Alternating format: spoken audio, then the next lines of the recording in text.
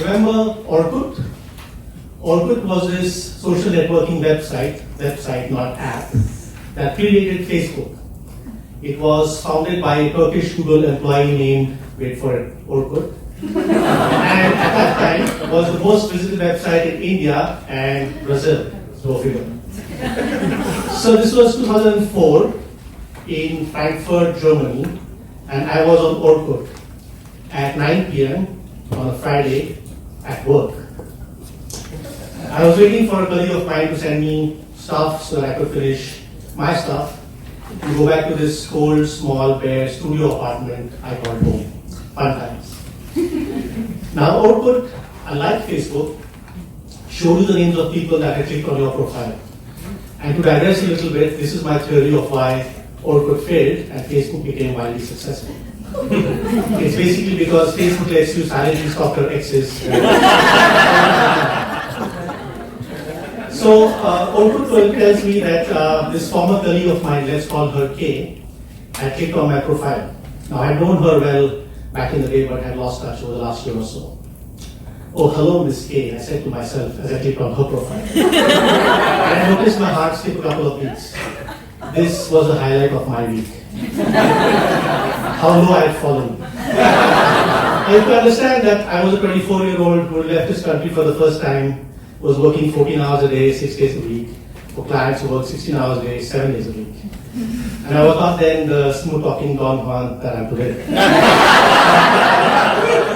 But, so coming back to my story. So Kay had announced on Orkut that she was moving to Paris for 3 months and was very excited. Welcome to Europe, I wrote, as if I was the master of the Western world. And then I waited, and I waited, and I logged on to Orkut like 6 times on Friday, but there was no response. At the end of Saturday, there was a thanks, a lowercase and no exclamation marks. This was the thanks I was getting for my warm welcome, your Orkut stalking biatch. And then on Sunday, there was another response. It said, hey, great to reconnect with you, Parag. Let's chat when you're in time zone. You bet you're going to reconnect. I sent her my email address, asked her for hers. I was taking this shit private. So I called Kay on the day that she was due to land in Paris. She answered the phone and said, oh, hey Parag, I've just landed. I'm still at the airport.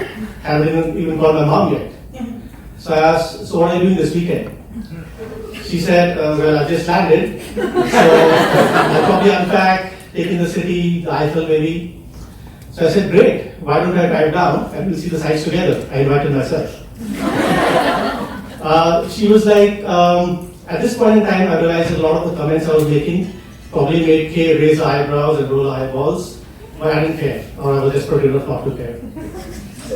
So I drive down, and Kay, out of lack of choice, accompanies me to the Sacré-Cœur, the catacombs, and then at some point she asked me, hey, so why are you here?